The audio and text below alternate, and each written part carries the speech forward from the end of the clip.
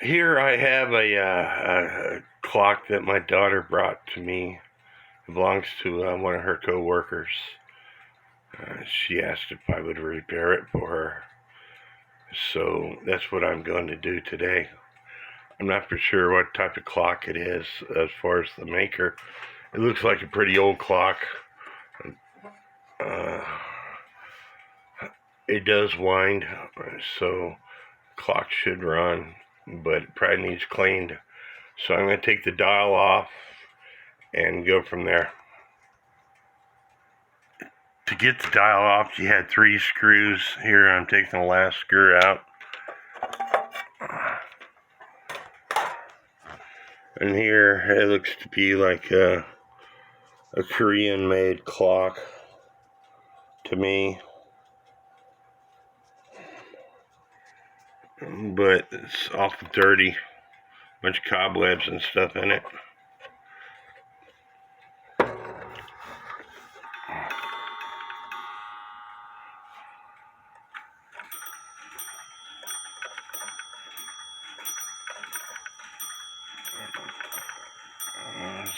Something don't seem right. But anyway, I'm going to take the movement out. Let's see what's going on. To get the movement out, you got 4 screws to take it out. So let me take the movement out. Here I got the movement out. And there's a bunch of dirt and hair down in the movement.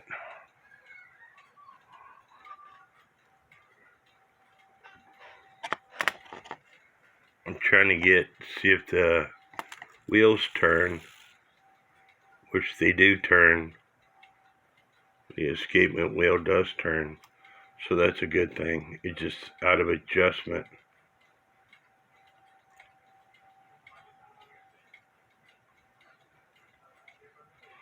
So we'll take this thing apart and clean it up and put it back in. But it's not a Korean, but it's a LaRose West German movement.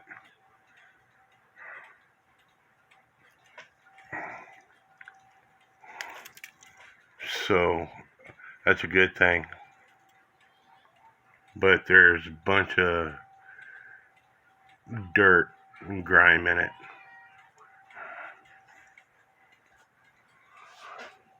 And before you take the movement apart, you need to let down the power.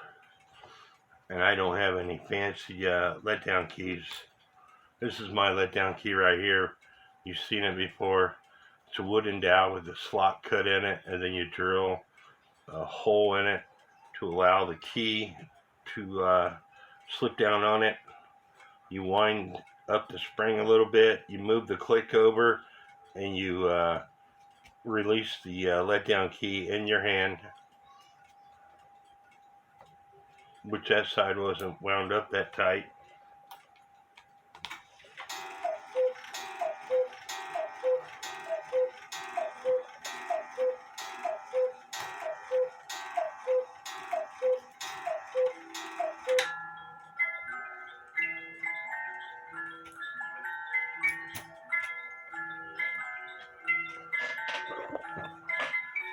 Let me show you what to do if I can.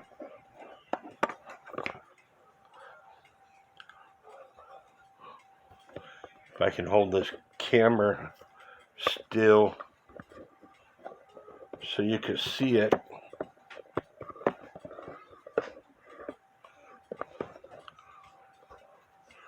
Anyway, you wind up the clock a little bit, and then you move the click over.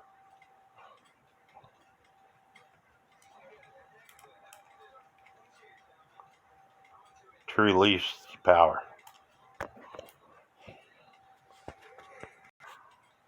And even if I've taken a clock apart before, always like taking pictures all the way around the movement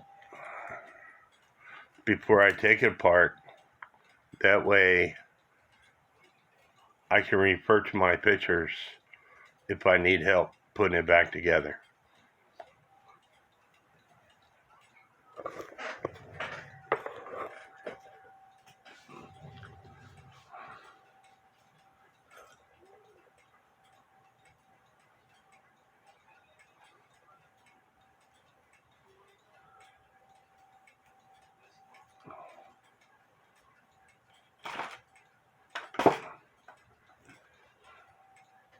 These springs cost quite a bit of money, so I want to get the spring out of the way so it don't get broken.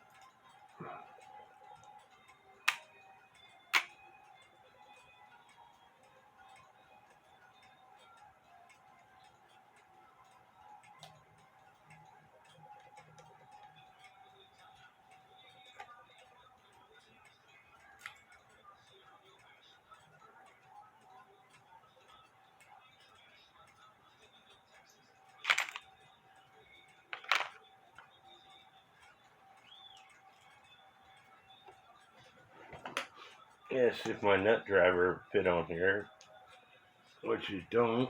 Let's see if I have another nut driver.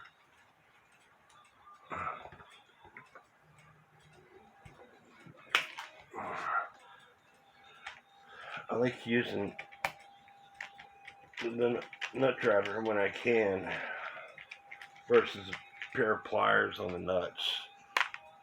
That way it don't damage the nuts.